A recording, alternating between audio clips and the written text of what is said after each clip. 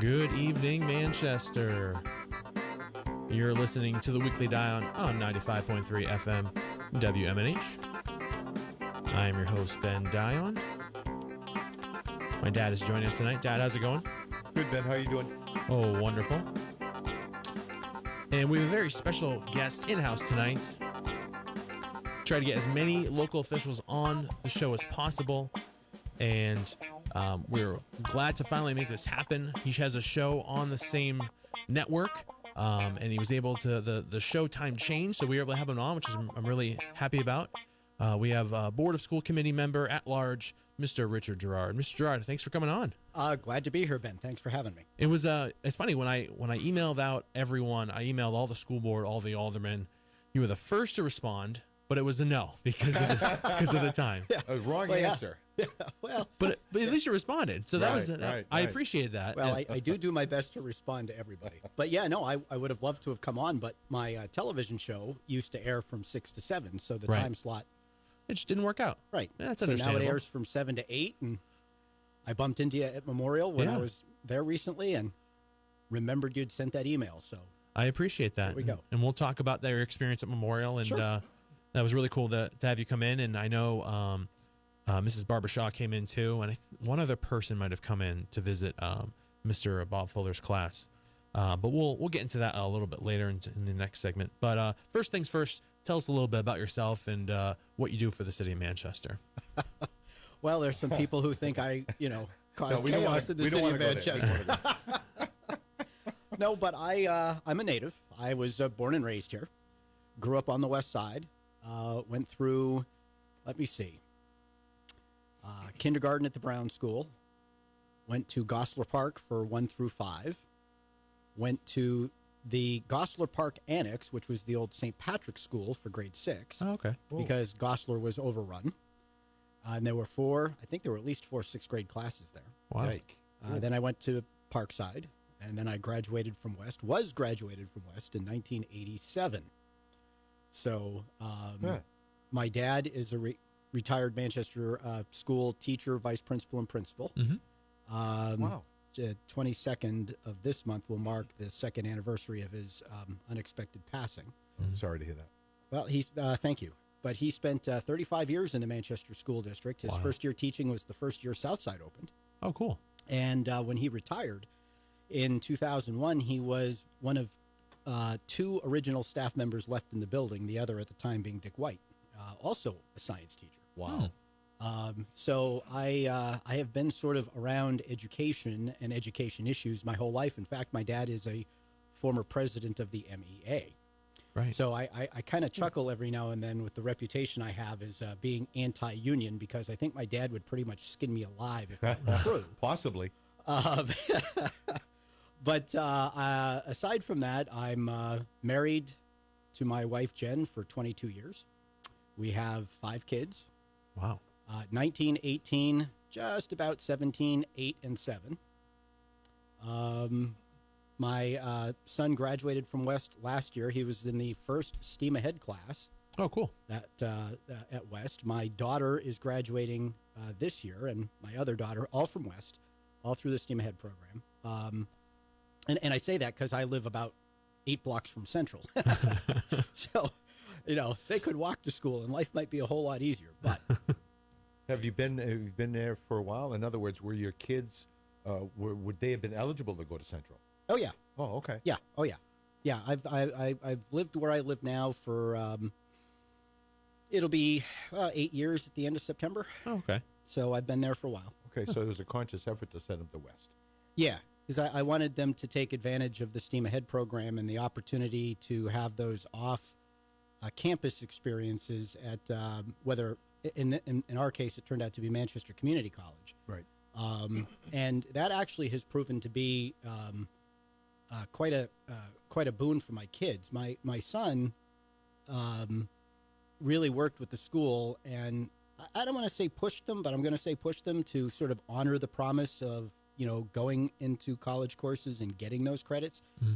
So he actually spent almost his entire senior year taking classes from MCC. Oh, wow. The only class he had on campus was his French class. my daughter did the same thing, only she, basically her junior and senior years, took all her classes at MCC. In fact, a friend of hers who did the same thing graduated from MCC with an associate's degree. Oh, wow. And she's transferring all of her credits to UNH Manchester this fall, where she'll enter as a junior. Wow. Because of what she was able to do through the STEAM Ahead program. And I think you mentioned that in one of the school board meetings. Yeah. Yeah. Yeah. I mean, that's really cool. It's That's a heck phenomenal. Of a program. That's a great program. It is, and I'm somewhat surprised and disappointed that more kids aren't taking advantage of it. Yeah, that would seem to me to be, if you want to move ahead, Yeah. that's the way to go. Yeah. Exactly. And I can tell you that it looked pretty good when my kids were applying to colleges, too. In fact, I think it's one of the reasons why my daughter ended up with a full 4-year scholarship to the Catholic University in Washington, D.C., where she'll be starting in the School of Nursing this fall. Nice. Wow, that's awesome. So That's great. She got a full boat? she did. Oh. They made a point of highlighting that initiative to take those courses at the community college, too. Wow. That's great. So I've lived in the city for my whole life, except for 1 year where we thought we'd try the suburbs, and that was out in New Boston. The burbs. Yeah, and literally we were back within a year of our moving out there. Oh, geez. Wasn't your cup of tea? Well, I have to say it was a nice town. We kind of liked the community, but my life was here in Manchester. Right. My parents were here. My business was here. My friends were here. Our kids at the time were at St. Casimir Schools, so we were driving in and out to the. So we were in it, and it was a brutal commute to get it. There's no easy way to get in and out. of New Boston. No. Not at all. None whatsoever. Yeah. So your kids went to St. Casimir? They did. Wow, my daughter Samantha went to St. Yeah, Casimir. she went there. Yeah. Yeah. Wow. Yeah. So, and that's the thing, educationally, we've looked for different things for different reasons, but, I have kids obviously in the public school. They have been in Catholic schools. They have been to a private school. They have been homeschooled. We've done VLAX. We've done charter school. We've done it all. So, but professionally, I'm an investment advisor. I'm an insurance producer. I work with people to help them figure out their finances and, get out of the trouble that they're in and hopefully save and invest for their future and take care of a variety of things along the way. I've been doing that actually. I'm in my 18th year. Wow.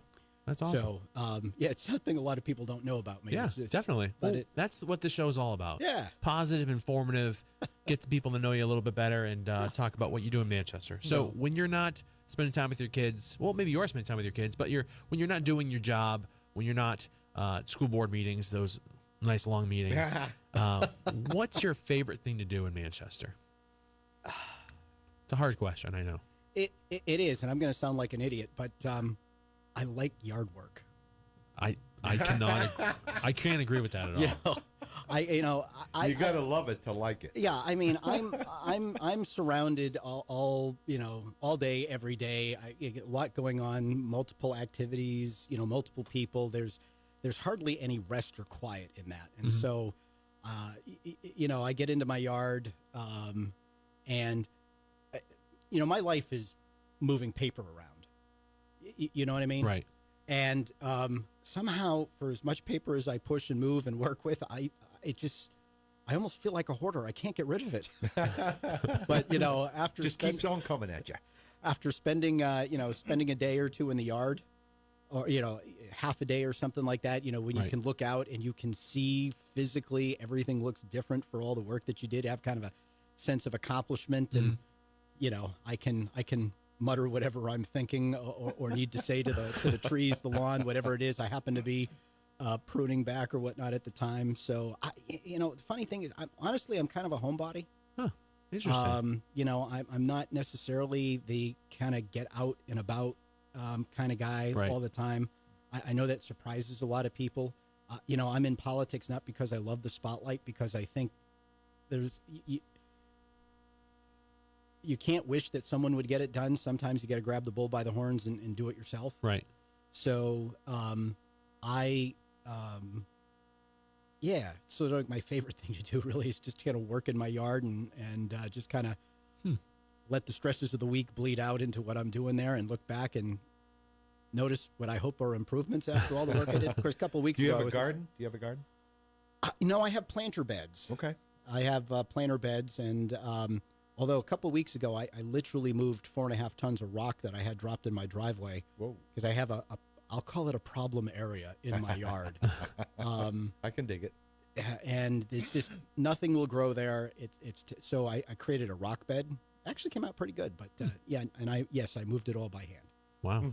So You're definitely the first person to say yard work, because my wife is listening to this and going, "Well, that's not the thing you would say." No, Because no. we just did all this yard work, and buying Yeah. a house, we have to fix up the yard, and Yeah. the previous owners didn't do a lot of yard work, and we're just kind of making it our own. So doing yard work is definitely not something that I go, you know what, let's do that today. Let's get out 'Cause there. I don't want to do that. yeah, but I'm a French Canadian kid, and then basically, I get the green and can make it grow gene. I'm just good with plants and stuff like that. Yeah. But the whole sheetrock and carpentry, Oh.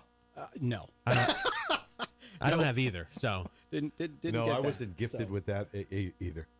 my dad was not very good at showing the home projects, because we always laugh about things in the house I don't really know how to do it, and my dad was never like a good, very hands-on with that kind of stuff. Yeah, neither was mine. And I always go back to when we used to try to do the it was like the erector set little car thing. I'll never forget this. We're at the kitchen table, and it won't work. Whatever is going on won't work, and he just slams it on the table and walks away. I go, well, Mom goes, well, I guess you're not getting that one done. I don't even remember that. I remember that very vividly, Okay. just because it's kind of funny. I don't find it amusing at all. I know, it's okay. That's what this is meant for, to tell funny stories. Next big question: describe Manchester in one word, and why? Challenged. Challenged. Why? Mm. I think the city has sort of lost a sense of itself. I think it doesn't. I think it's lost a sense of its place in history, Okay. of the things that it's overcome, of its past challenges. I think there is a broad ignorance about the city Oh. and where it has come from. I do think there is an optimism about its future and where it's going. Right. But I sense that is sort of tenuous, because people see a number of issues that we don't know how to resolve. And one of the things that I think has been a real problem in the city is the increase in transiency. Manchester has allowed for the mass construction of large-scale rental housing to a degree that I believe is unhealthy. And I don't think the policymakers have thought this through and understand what they're doing. And we get things like, oh, but they're really nice apartments, or, oh, but they're really, they're charging, $1,700, $1,800, $1,900 a month. So it's high rent. It's not going to bring in, quote unquote, poor people. Right. And one of the things I studied in college was actually sort of comparative land uses, urban planning, and things like that. So I got a foundation in this, and then I got to see it in practice when I started working for Mayor Wazorek back in 1992, which I did for 6 years before I became an alderman. And what ends up happening when you build large-scale rental housing is you create instability in your community. How does it create instability, please? Well, none of these places that are being built are the kind of places, Daryl, that you'd look at and say, "Oh God, honey, can't you see ourselves settling in here and raising the kids?" That's your perception, right? Well, it's not a perception; it's actually reality. And if you if you take a look at the schools in Manchester, for example, that have some of the most difficult challenges, you'll find that they have the highest transiency rates, people coming and going, constant turnover in the housing stock. So what ends up happening is, even if they are this, high-end housing, let's say high-end rental, people stay there for a year or two and they move on. So ultimately, they don't become vested in the community. They don't put down roots. They don't volunteer for the Little League. They aren't around to sit on, a planning board or to otherwise get involved in the community, and that creates a great deal of destabilization. And so when the city continues to allow it, and particularly when it rezones single-family land and it rezones, commercial industrial land to allow this kind of mass development of high-density rental housing, which often in the city is, and I'm going to give you an example of why this is a problem, which often is or becomes low income.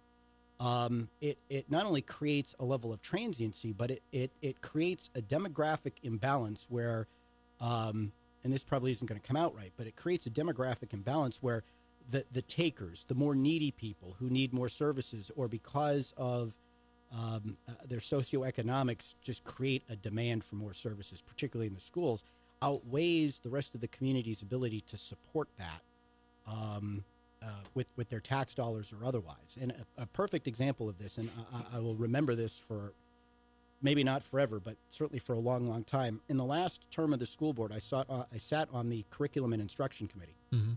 And the principal of Weston Elementary School was before the committee asking for permission to be designated a Title I school. And for those of you don't know what that means, being designated a Title I school means at least 40% of the children in your school qualify for free and reduced hot lunch. Right. So it's a poverty status. Okay. And I looked at the principal and I said, wait a minute, this is Weston Elementary School. You're not in the inner city. You're not on the west. What happened? Right. And her answer was Sunset Ridge. For those of you who don't know, that's that big multi-unit apartment complex on Eastern Ave, which if you're driving up Wellington Road, you look to your right. Right. And it's right there. Sunset Ridge, which is one of these it was never really a high rent area, but when things got tough, they went Section 8. And right near there is Carratzis Ave, Mm-hmm. where a whole bunch of low-income tax credit housing got built. And she said between those two, we went from 17% to 45% free and reduced hot lunch Oh, wow. I forget if it was 3 or 5 years, so we'll say 3 to 5 years. Right. So all of a sudden now you have a school that once upon a time was, for lack of a better term, a model elementary school, suddenly having a whole lot of issues because there was a dramatic demographic shift in the student population, driven specifically by the kind of housing that was built around the school. I mean, to a different degree, the same thing happened with Parker Varney when they built 180 units of low-income housing on Agnes Street, right at the end of the Byron Bridge, at the end of the Kelly Street Bridge. Right. You know, so when you take a look at a lot of what the city's dealing with, between the high levels of poverty and the really high transiency rates, it's created instability in the community and a lot of issues. Crime issues come with that. School issues come with that, and people who don't want to put up with those things, either in their neighborhoods or their schools, end up leaving. Right. What do you think the fix might be? Well, as I've said from time to time, Manchester needs a few more high-rent neighborhoods, and we need to stop building this. It's one of the reasons why I opposed what's going on South Mammoth Road. You know, you could have a couple dozen really nice, high-end, sort of suburban-type single-family houses down there, or you could have 165 more three-bedroom rental units, and the city chose to have the rental units. So one of the planning challenges the city has got to stop urbanizing its suburban areas. And here's the other impact of that, right? And take it from a guy who used to own 3 triple-deckers on the west side. When you create that kind of rental housing on the outskirts of the city, Mm-hmm. you actually make your existing, more traditional multi-unit dwellings less desirable. Now, you know, I remember when I renovated my buildings, I had 3 buildings, I had 9 units, and I spent about $15,000 a unit to, you know, kind of fix them up and make them nice. Mm-hmm. How do I compete when I've got Manchester Neighborhood Housing Services, now Southern, what do they call it? Is that Southern New Hampshire Services? Or... No, it's the NeighborWorks. Oh, okay. Southern New Hampshire. Yep. How do you compete with that? You know, when they're spending $100,000 a unit to rehab and put in all the latest and greatest, Right. you know, utilities, Wi-Fi's, and all of the amenities. Hell, half the time they're giving them computers too, and free internet access. How do you compete with that? The answer is it's really difficult. Right. And so what ends up happening is, or you're building these types of things on the outskirts. What ends up happening is you end up dealing with a more impoverished tenant base to go into those neighborhoods. Mm-hmm. because the old line housing can't compete, Right. and it feeds a cycle, a deteriorating cycle, and then we have politicians and others who beat up on the landlords for not maintaining their properties, or letting the wrong people in, but not understanding the reality. And I'm not excusing any of that, but having been a landlord in my history, you got to have money to be able to maintain the place, to pay the increases in the taxes, to fix the things that are broken. Mm-hmm. And oftentimes the margins on those buildings aren't great. Right. Well, we're going to get to some more of these challenges and topics for the city, but I do want to jump into our next segment. Just to remind you, you're listening to the Weekly Dion on 95.3 FM WMNH. If you want to call in and join the conversation, call in at 603-250-6007. But we'll jump into our first segment, which is called the Downtown Lowdown.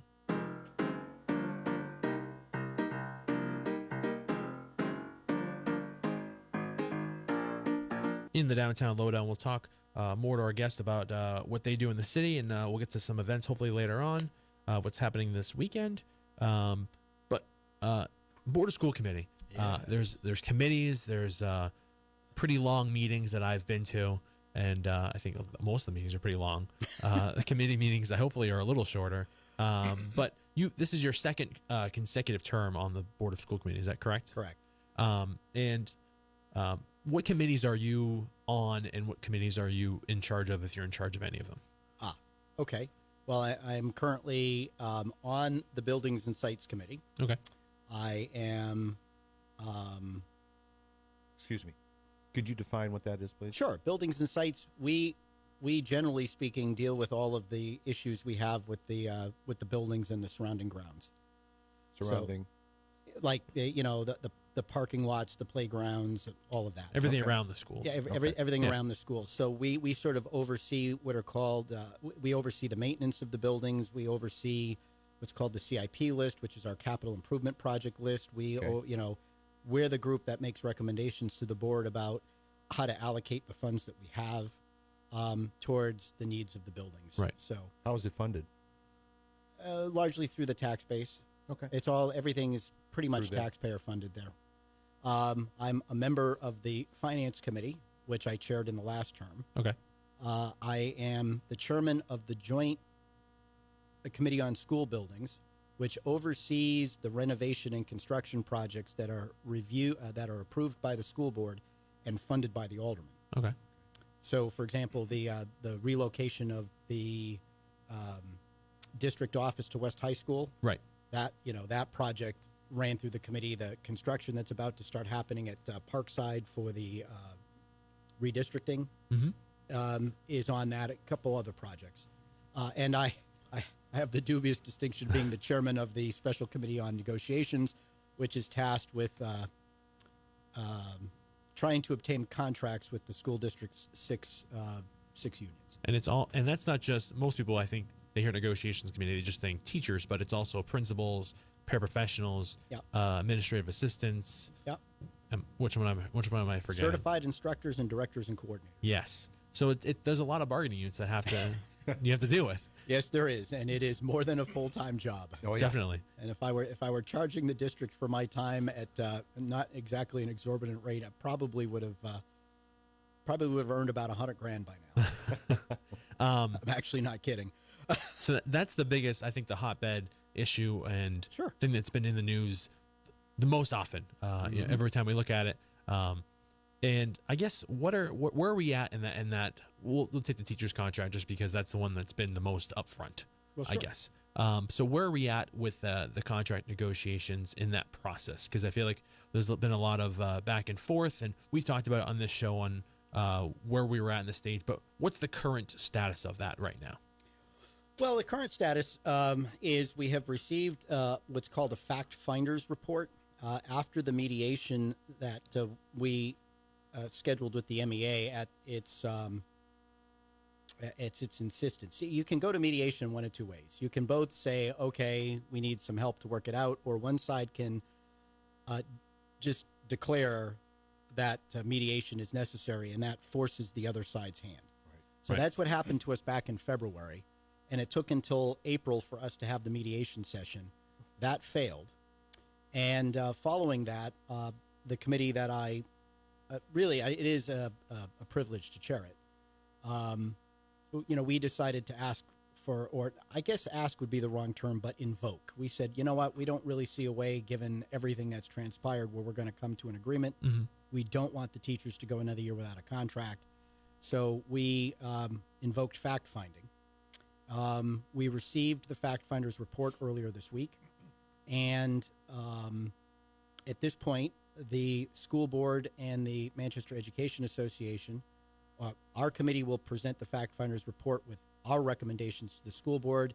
The MEA's negotiating team will present it to whoever, whether it's the executive committee or the membership, for a vote by the members. And we'll see what happens. If either the school board or the MEA accepts the fact finder's report, then it automatically goes to the Board of Mayor and Aldermen. Okay. If the Board of Mayor and Aldermen approves, if the Board of Mayor and Aldermen doesn't accept it, then it's a dead issue. Okay. If the Board of Mayor and Aldermen does approve it, it's not accepted unless both parties, the school board and the teachers union, accept it. Oh, okay. So I know there's some misconception out there, I but think there's a whole lot of that. well, yeah, I hadn't it's noticed. Not some. It's not some. It's a whole lot of it. Yeah. So I mean, there are some people who think if the union passes, union accepts it, and the alderman accepts it, then it's a deal. No, because the school board can still say no. Okay. Just as if the school board accepts it and the alderman accept it, I mean, the MEA can't be forced to accept it, so the MEA can still say no. So both have to accept it, MEA, Right. school board, and then the aldermen are the ones that necessarily approve it. Now, Right. is my understanding that the aldermen approve the money for it? They don't approve the necessarily details of it? Yeah, that's one of the things is the way the law is written. If the aldermen accept the report, then they're tasked with funding it. So one Right. of the open questions out there is, do they have to add to the appropriation that they have already given the school board in order to fund it? Or do they say, we gave you X number of dollars for the purposes of contracts, take it from that? Right. I believe it's the latter.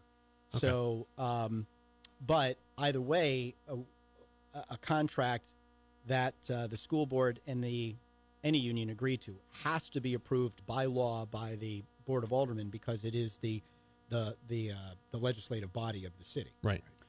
The other thing that people need to understand is that, let's just say everybody accepts the fact finder's report. That actually doesn't mean that the teachers have a contract. Right.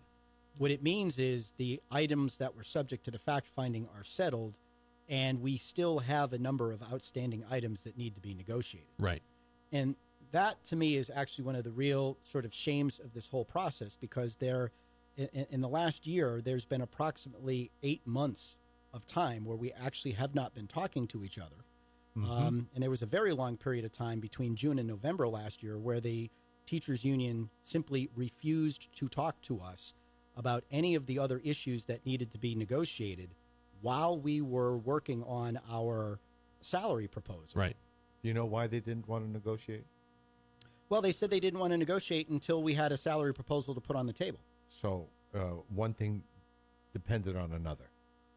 Well, Kind of led to the, I think they were saying that led to the other. We actually have a caller, so I'm going to see who Okay. this is before they get off the line. Thanks for Before we calling lose Weekly Dion. Who's this? Hello, Ben. This is Shannon. Hey, Manchester. Shannon. How's it going? I'm just dandy. How are you tonight? Good. Thanks for calling in. Do you have a question for our guest? I do. Mr. Girard, quick question. I would just like your take on many teachers, students, families leaving the district based on what they see as a dysfunctional school board, and some people have even been quoted as leaving the district because they see it as a toxic environment. Would you tell them to go elsewhere, or would you want them to invest in Manchester and try to make it better?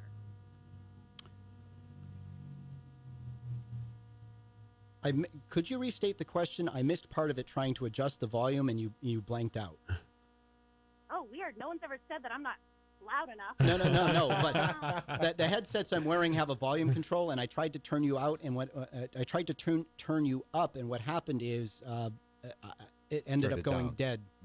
I thought you said tune out. Now you just sound like my boyfriend. Well, that's a So whole I other story. caught the point about you're saying that people were leaving the city because of a dysfunctional school board. I think is about all I heard. Yeah, so I'm just wondering how you feel and if you see it as an issue that teachers are looking to leave. Many teachers who have been there for 15 years, families and parents, students are leaving because of what they see as just not a great environment for their kids to be in based on the seemingly dysfunctional school board and just kind of like the toxic environment that it's created for many students. Well, I would say to anybody who is considering leaving because of the school board that the first thing that they should do is actually go to the schools that their kids would attend or are attending and see whether or not those schools are doing the types of things that they want their schools to do for their kids. The other thing that I would say is I think people leave a community for a lot of reasons. When you live in a neighborhood like mine, which is I would call it a neighborhood that could go either way, right? I live on Orange Street. You know, there are sections of Orange Street. How high up? I'm above Russell. Okay. All right. You might be okay. Well, but you know, in the 8 years that I've lived there, I mean, the SWAT team has showed up within a block of my house, literally on half a dozen different times. Pretty close. The the federal marshals and the Hillsborough County Sheriff's Department surrounded a building looking for a top 10 fugitive. So I'm not in the hood, but I'm close enough where I'm starting to worry about it a little bit. Yeah. So I think there are a lot of reasons why people leave. With respect specifically to the school board, I have found it disappointing that there are people on the board who are more interested in political agendas or personal vendettas than trying to solve the issues of the district. But that notwithstanding, I can tell you from my career on radio in this city, one of the things that I covered across the greater Manchester region were school boards. And if you think there's a school board out there that doesn't have its issues and doesn't have its problems, in my opinion, frankly, Manchester makes some of these people, we're pros compared to some of these folks. Some people might disagree with that. Well, no, listen, they can. But, when you've watched the stuff as closely as I have for as long as I have, I can come up with examples, that would challenge it. But what I would say is, I think there have been, I think there's a growing awareness. And I can say this, and I will say this about the negotiations committee, which includes myself, Ward 1's Sarah Ambrosi, Ward 7's Ross Terrio, Ward 8's Jimmy LaHoo, and Ward 11's Kate DeRozier. Now, if anybody knows these people, they know that Rich Girard, for example, and Kate DeRozier probably couldn't be further apart on any number of issues than anybody, okay? However, one of the things that our committee has successfully done is focus on what the issues before us are, what the needs of the district, the teachers, the kids, and everyone are. And do you know that every decision that we have made as a committee, every single one, has been unanimous? Now, sometimes it took us some time to get to that unanimous outcome, but the process of getting there made us a better working group of people, a stronger committee, and it reassured our board and the public that it wasn't just, 3 conservatives overriding 2 liberals or whatever the case may be. And by the way, I think, clearly I'm a conservative, clearly Kate DeRozier's a liberal, and I think everybody else is somewhere in between, right? So I do see that more and more there are people on the school board who are trying to, keep those issues front and center. Is the school board creating a toxic environment? I guess there's an argument for that. I guess that's up to an opinion then. What's that? I guess we'll just have to agree to disagree on that one. But another just quick question before you continue on there. Are you planning on running again this upcoming election cycle? I am undecided. That's a good question. That's a very political answer. No, it happens to be an honest one. One. Without a political agenda. No, it happens to be a very honest one, actually. But I think there are a lot of things that contribute to some of the challenges in the schools. I personally don't understand work to rule actions. I mean, I understand them, I get them, but at the end of the day, you know, what's happening at Memorial and its graduation, for example, there isn't a teacher that's going to show up. Actually, well, You know, and I that mean, Mr. work the rules seem to work for the firefighters. Well, I mean, I don't Is think that the with only school that's not showing up? No, there are a ton of examples around, and at the end of the day, it's you know, it's the kids that suffer, right? You know, and if the point of the work to rule. Did you happen to hear what Evan Young said, the vice president of the student council class at his class day assembly? I read. He went off script from his speech and made a public statement that said that he supported teachers and he understood, and he really wished we could be there, but they understood, and that we have supported them, or the teachers have supported them for 4 years. So I believe, as disappointing as is for a lot of students, most of them seem to understand why the teachers will not be there and why they feel like they cannot be there. And it's unfortunate because most teachers want to attend graduation. So it's unfortunate that these issues with the school board is getting in the way of most teachers doing what they want to do. I know Ben enjoys going to graduation and prom and all of those things. Most teachers do. Well, and listen, I was raised by a teacher, so I get it. But I would say that, you know, you take a look at who is the beneficiary or who suffers the benefits or consequences of your decision, and you act accordingly. And, you know, for the teachers to sort of play it out like the school board is solely the reason why they don't have a contract, I don't think is accurate or fair. And I would point you to the sheer volume of time that the teachers have simply refused to be at the table to discuss issues with us for reasons that they have expressed and we have disagreed with. So it's hard to come to terms with somebody who's just physically not sitting at the table. And oh, by the way, I know, I wish I was sitting there with you, but I think we'll have to agree to disagree on most of these, Mr. Girard. And that's okay. Thank you for the call. Oh, thank you. Bye, Ben. I'll talk to you later. All right. Thanks, Shannon. Thanks for calling in. Shannon calling in. Some good questions and good conversation right there.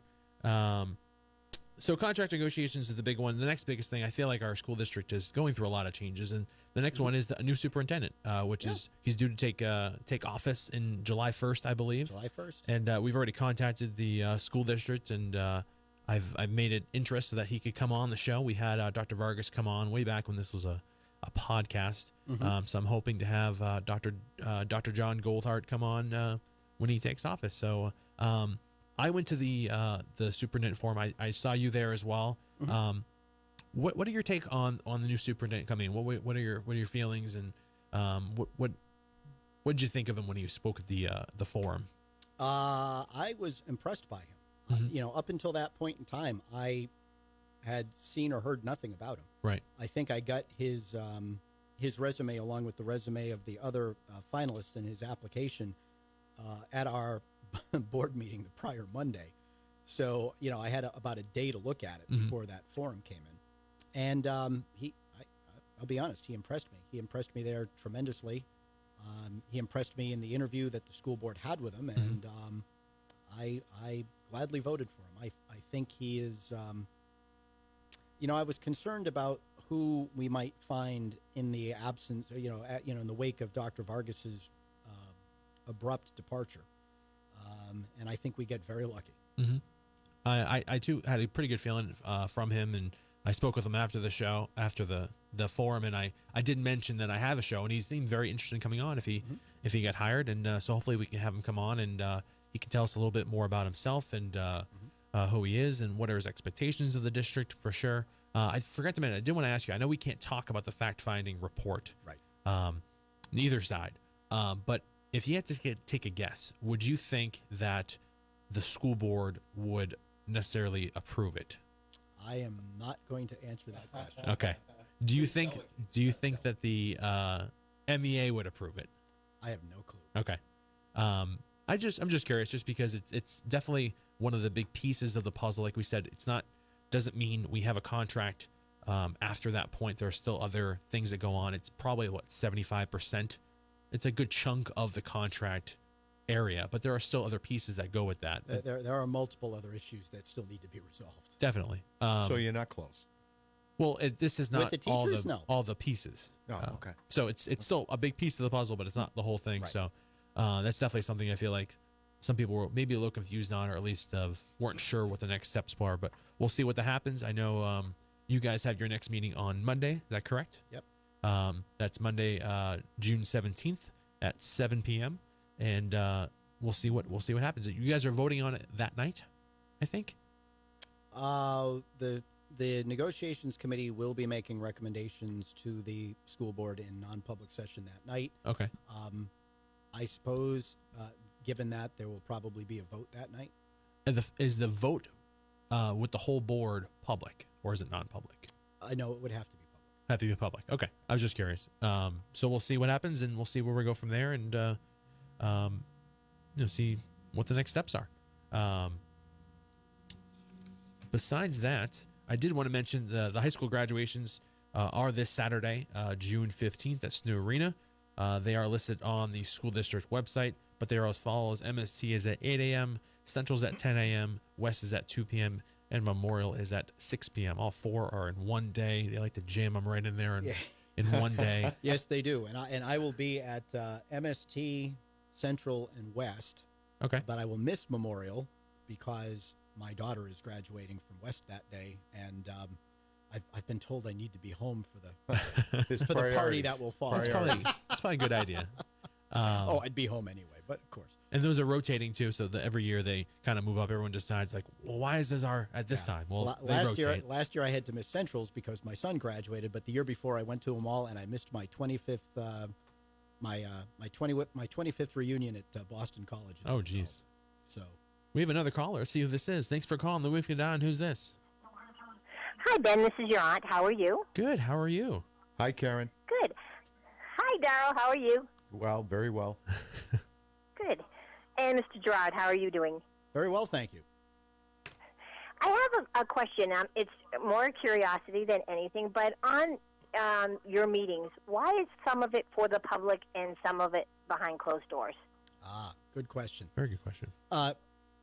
We go behind doors for a handful of reasons. One are personnel matters, which by law cannot be made public unless the subject of the personnel matter requests it to be public.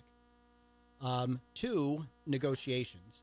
Even though it would be, our choice to have discussions about negotiations in public, the state's right to know law requires them to be non-public if one of the two negotiating parties wants to have them be non-public. Three would be to consult with our legal counsel on lawsuits, potential lawsuits, or other legal matters that negotiations, say over property or things like that, things that need to be confidential for a variety of reasons. And then we might go into non-public to discuss security issues, things that, if were known to the public, might pose a safety risk to the, to the school building and the people within. So there have been times, frankly, though, where we've gone into non-public, where we shouldn't have gone into non-public, and some of us have been able to force those issues and get those minutes and stuff released because it was improper. But generally speaking, that's the reason why we go into non-public session. Can I revisit the first one that you mentioned, the personnel? Yes. What is that? Typically, it will be a disciplinary action against a staff member or an issue with a staff member. On the board? No, not a school board member. Nothing involving a school board member. The actions of a school board member are not protected by the right to know law. Okay. So, but it could a teacher, a principal, a paraprofessional. Okay. A school secretary, someone who works in the district office, anything that might be considered potentially detrimental to their reputation, they're allowed to keep it in public session. Thank you. That was a good question. And thank you. I have one more question. When you're in the non-public meetings, do tempers flare a lot? I wouldn't say they flare a lot, but there have been exchanges. especially when certain people are trying to keep things that shouldn't be private, and they're being told that they're not. But yeah, Right. sometimes Well, that would make- things get a little hot under. That would make sense because it's a lot of different personalities and a lot of different impressions of what they want to get done. So that would make sense. I was just curious if of course, they're not going to flare in public, but if they were difficult behind closed doors. Well, no, I mean, from time to time, people show their fangs in public too. But no, for the most part, for the most part, no. I would say for the most part that they're cordial. They're a little more direct or a little more blunt in some of the conversation than you might otherwise see. But tempers flare from time to time, but I wouldn't say often. Okay. Thanks, Karen. Well, thank you very much. Well, You guys have a great evening. Thank you for the Thanks question. for calling in. She always has great questions when she calls in. Always. Very consistent. She only calls in if she has a good question, too. Yeah. She's held back questions that she's like, well, that's not the best question. Let's ask a new question. Thanks for calling in. Like I said, we're just talking about the graduations and that they are this Saturday, June 15th at Snu Arena, MST at 8 a.m., Central at 10 a.m., West at 2 p.m., and Memorial at 6 p.m. There was another event I did want to mention that is coming up next week, next Thursday, actually, the same time as the show. So we can't really go to the event, Dad. They always have it on the They show. do that to us all the time. I We feel like can't go intentionally. anywhere. We really can't. So that's next Thursday, Thursday. June 20th from 5:30 to 7:30. They're having Java Jams over at Cafe Loren with Ali Beaudry. It's the 6th anniversary. So definitely go check that out. But listen to the show first, or in the middle of it. Maybe go out for the hour and just listen to the show, and then go back in. But they Yeah, do and it. It stream wasn't it. John Clayton this time, though. John Clayton always does that to us. He's always putting his events on Thursday. And I said, John, stop. Unless you're going to play the But he show. hasn't stopped, though.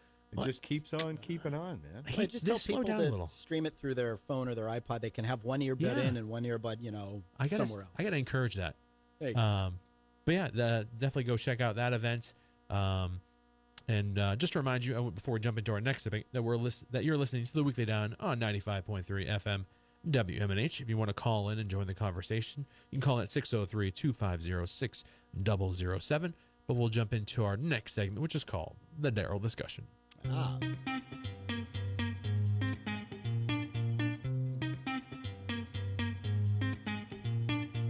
Before we jump into the segment, I just do want to say farewell to our guest, Mr. Rich Girard. Thanks for coming in tonight. I know you have your show preparing, so you got to go head upstairs. That's right.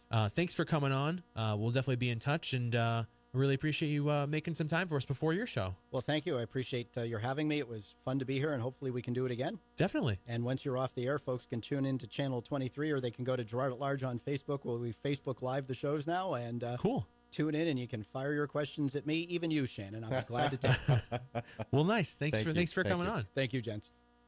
All right, we'll go into our segment, which is called the Daryl Discussion, where my dad has a few events he wants to talk about happening this weekend. It's a busy weekend. I feel like there's a lot of events going on besides graduation and Java Jams going on. We also have Manchester Pride weekend. Dad, what's going on? It's a wild weekend. You know what? My biggest wish is that the rain stops. Seriously, I know it's You still know, raining. I think right now too. Yeah, I think we might have a decent day Saturday, which is the block party day. Tomorrow's the flag raising at City Hall at 3 p.m. And the Pride weekend really kicks it off. And we've got that block party on Hanover Street. Madeir's is going to be a big part of it. And we'd love to see Rob. Yes. One of our favorite human beings. And that's, let me see, the block party, the raising of the flag. I know it's not- Block party is from I think 2 to 10 p.m. 2 to 10, yes. Yeah, yes. and that's the block between. That's on Hanover Street, but it's between I believe Union and is that Pine? Pine, Is yes. it Pine. Yes, Yes. Are you sure? yes. Yes. No, it's not Union. Sorry, it's Pine and Chestnut. I think. Pine and Chestnut, yeah. So definitely go check that out. Say hi to Mr. Rob Curry. The raising of the Pride flag is going to happen. That's tomorrow at 3 p.m. And that's a newer thing. We haven't had that before. Last year was the first year we ever had that. Right. And Rob and his partner Kyle were a big proponent of that. So we're glad that They do great work. they do some great food over there at Madeir's. They're going to have some chicken wings, chicken tenders. There's a bunch of sponsors that are happening. Neon Bomb, got to give a big shout out to Neon Bomb. Yeah, Ignite is having free samples as well. Mm-hmm. It should be, Saturday should be a fun time. The Should be whole a great day. time. I just hope it doesn't rain. I know. Jeez. So if you have time, go check that out for sure. And yeah, we'll see if we can top down to it. I'm not sure if I'll be down to it. Are you gonna be able to get down there? I'm going to try. All right. Well, we have a few minutes left. I do want to jump into our next segment because I do want to talk about this tour of Manchester I mentioned last week. So just to remind you again, you're listening to the Weekly Dion on 95.3 FM WMNH. If you want to call in before we close out the show, you can call in at 603-250-6007. But we'll jump into our final segment for tonight, Manchester Moments.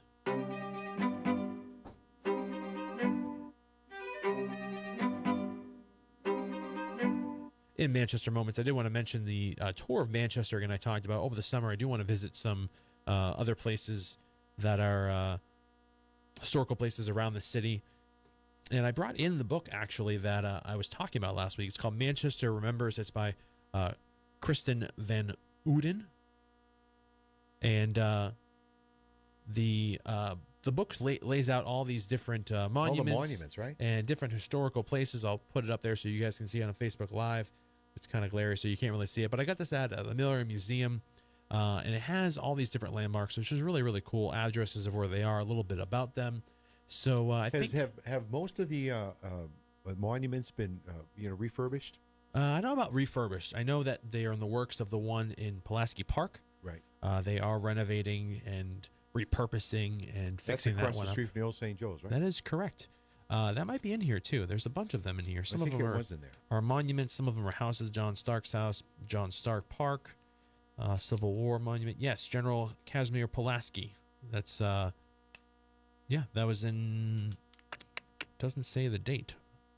But we're gonna visit all these and find some more information and I gotta hopefully get me one of those. No, this isn't for sale. I'm just kidding. So it's for sale at the Miller Museum. Yeah, they have all these monuments. The Mill Girl statue, Braunstein Park, World War I monument. And it's really cool. So if you have some things you want to add to this and to the tour, definitely make sure you get in contact with us on social media or call in or whatever you want to do. And let us know what some other monuments we should be going to. Hopefully we can tackle some of those over the summer. And should be good. You going to tag along with me, Dad? Yeah. Are you sure? Absolutely. Can you handle that? I think I'm up to the challenge. Yeah. Are you going to wear your coral shirt? I think I'm going to wear my salmon one. Salmon shirt. Oh, okay. I think this looks like Peter had some salmon shorts on this week. It looks a lot like that. Thank you for describing the shirt for our listeners. Disturbing. Yeah, it's just disturbing shirt. But we'll close up the show just so we can. We have a few minutes left. Give a few shout outs, obviously, to everyone listening on 95.3 FM WMNH. Thanks for listening on the radio, or if you streamed it on WMNHradio.org. Thanks for listening there. Big shout out to the morning show with Peter White every weekday from 7 to 9 a.m. Start your morning off right with some laughs. And Dad, many laughs. You're on tomorrow morning, Yes, Dad? I am. Oh, boy, make sure you don't listen. Just kidding. Listen to them every weekday morning from 7 to 9 a.m. Big shout out to Matt Connerton Unleashed every weekday from 4 to 6 p.m. Talks about current events and politics. Great show in the afternoon. Matt does a great job over there. Absolutely. Big shout out to our guest this week, Mr. Richard Girard. He had to go up and start his TV show that's on at 7 on Channel 23 for Manchester Public Television. So make sure you tune into that for sure. And really good to talk to him about the school board, and we had some great call-ins. So that was a really good show, Dan. It was good. Yeah. It was good. Next week, you have to tune in to find out. There's a few options. We could be talking about food. We could be talking about music. Not really sure yet. We're going to see. I like the surprise. I like the You seem surprise very as well. perplexed over there. Well, I'm always perplexed. I know. It's old guys get perplexed. You're very perplexed.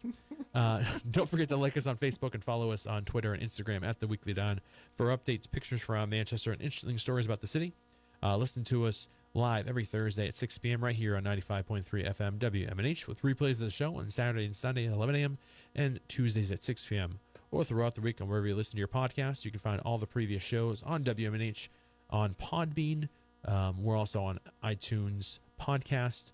Or you could rewatch the show right here on Facebook Live or on YouTube now. WMNH has a YouTube channel where all the shows go that were recorded on Facebook Live. Wow. A lot of options. Many options. I think that's about it. Thanks for listening. Until next time, live and be happy.